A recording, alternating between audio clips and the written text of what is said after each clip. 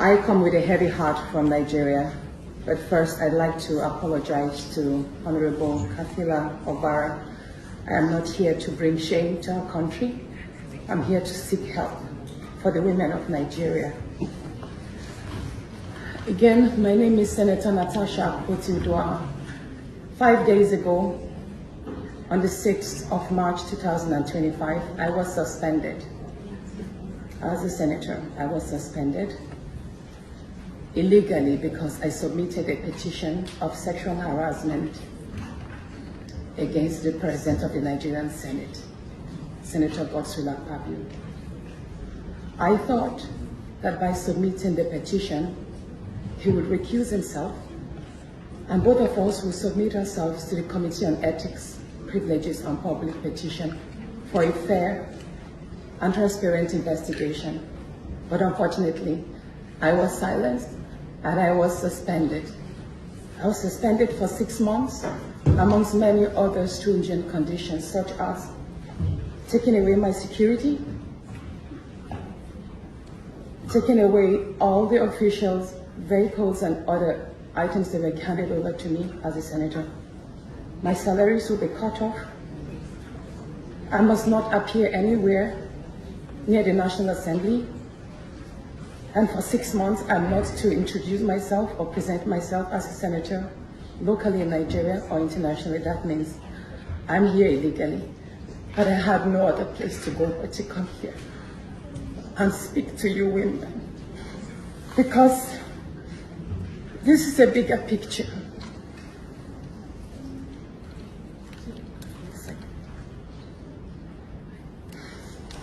This is a bigger picture. It depicts the crisis of women political representation. My suspension is not just about me. It's about the systemic exclusion of women from political leadership in Nigeria. Women make up 3.6% of political offices, and in the Senate, it's just 2.8. We have 109 men, and only 4 of us are women. So right now, it's 108 with only 3 women. This is a clear case of political victimization, punishment for speaking out against impunity, corruption, and gender-based violence. The United Nations Declaration 48104 declares sexual harassment as a form of gender violence. The Senate's actions are an assault on democracy. I was elected by my constituents to represent them. Yet a few powerful men have unilaterally decided to silence their voices by suspending me for 6 months. My call for an open and transparent investigation into harassment allegations have been met with hostility instead of accountability. If a female senator can be treated this way in the full view of the world, imagine what ordinary Nigerian women will go through every day in workplaces, in universities, and other aspects of our society. A culture of harassment and silencing must end. And this is not just a Nigerian issue, it's a global one. Women in politics, media, and businesses face threats, intimidation, and violence for simply demanding fairness. From sex for grades scandals in universities to harassment in workplaces and political spaces, Nigerian women have constantly been forced into silence. We need stronger legal protections and a zero culture tolerance for gender-based discrimination and intimidation.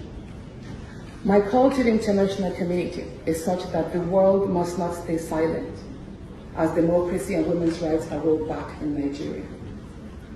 I call on human rights organizations, women movements, and democratic institutions to hold the Nigerian Senate accountable. Nigeria needs global partners to push for women's political inclusion, safety, and protection from political harassment. You may ask, what are my next steps? I will resist the political intimidation. In the past few days, a number of my colleagues, my male colleagues, have reached out to me and said, Natasha, all you need to do is apologize and retract your statements. And I told them I am not going to apologize. I will not apologize for my truth. And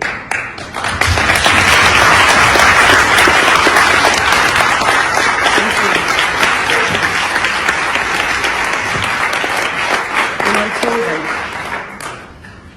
that I will stand the 6-month suspension, and the very first day I return, I will represent my petition on sexual harassment.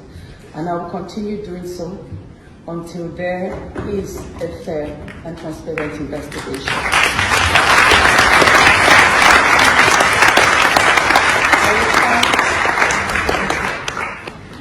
I will fight this injustice and continue to represent my constituents, whether the Senate wants to hear me or not. I will work with women's groups, civil society, and legal teams to ensure that this unconstitutional suspension is quashed. This is bigger than me.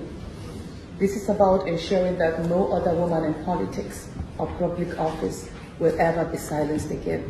Thank you so much.